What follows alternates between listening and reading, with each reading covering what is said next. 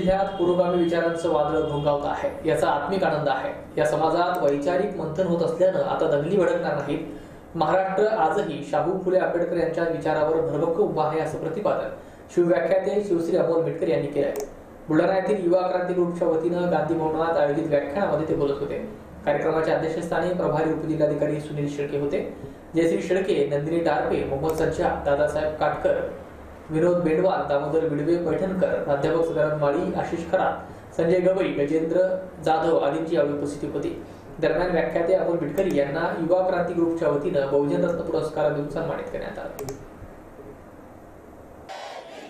टाळ्यांच्या गजरात आपण त्यांचं अभिनंदन करूया।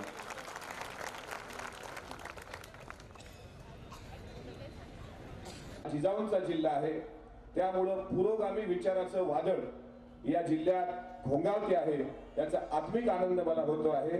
म्हणून आपल्या सर्वांचं मी आभार मानतो।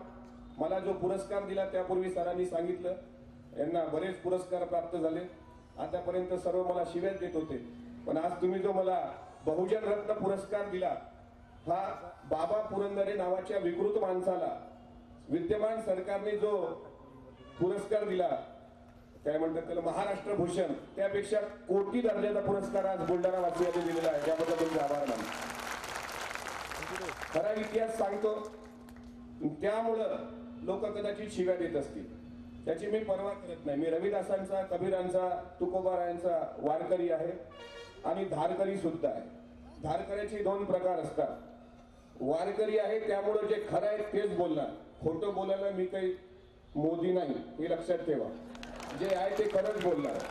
समाजामध्ये फिरत असताना रोज ग्रामीण भागामध्ये जातो आहे। गेल्या 15-16 वर्षापासून शिवशाहू फुले आंबेडकरांचा विचार आम्ही महाराष्ट्राच्या मातीत पेरण्याचं काम करतो आहोत। आणि ज्या ज्या वेळी आम्ही हा इतिहास मांडतो आहोत, त्यावेळी पुरोगामी म्हणून घेणाऱ्या लोकांना जो त्रास होतो आणि प्रतिगाम्यांची एक चळवळ तितक्याच ताकदीने तयार होण्याचा एक प्रयत्न करत असते। ज्या ज्या वेळी बाबासाहेब आंबेडकरांचं नाव निघतं, ज्या ज्या वेळी संविधानाचं नाव निघतं, तर संविधानाच्या बाबतीत यांच्या मनात प्रचंड आकस हा तुम्हाला दिसून आला असेल।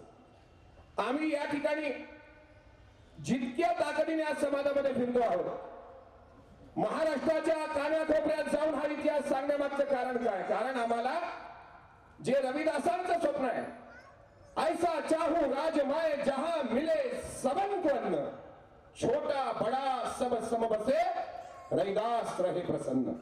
ज्या दिवशी या देशामध्ये समानता येईल, स्वातंत्र्य, समता आणि बंधुता, त्या देशाच्या लोकशाहीचं मूल्य रुजवण्याचं स्वप्न जे 14व्या शतकात संत रविदासांनी पाहिलं, ते सत्यात उतरवण्याचं काम आम्ही रोज समाजामध्ये जाऊन करतो आहोत। ज्या महाराष्ट्रामध्ये श्रीपाद छिंदम सारखा हरामखोर जन्माला आला, नगर जिल्ह्यामध्ये, पक्षाचं नाव सांगू का? सांगतो ना, तो घाबरतो कोणाच्या बापाला, घाबरत नाही कोणाला। नगर जिल्ह्यामध्ये भारतीय जनता पार्टी नावाचा पक्ष आहे। तुम्ही असं नका समजू की जयश्री तंगेत म्हणून मी काहीतरी बोलून राहतो, असं काय नाही, मनातला तेच बोलतो। भाजपाचा उपमहापौर श्रीपाद छिंदम या बदमाशांनी छत्रपती शिवाजी महाराजांवर अपशब्द वापरले आणि अपशब्द वापरल्यानंतर 2000 मतांनी त्यांच्याच पक्षाच्या खासदारांनी त्यांना निवडून दिलं।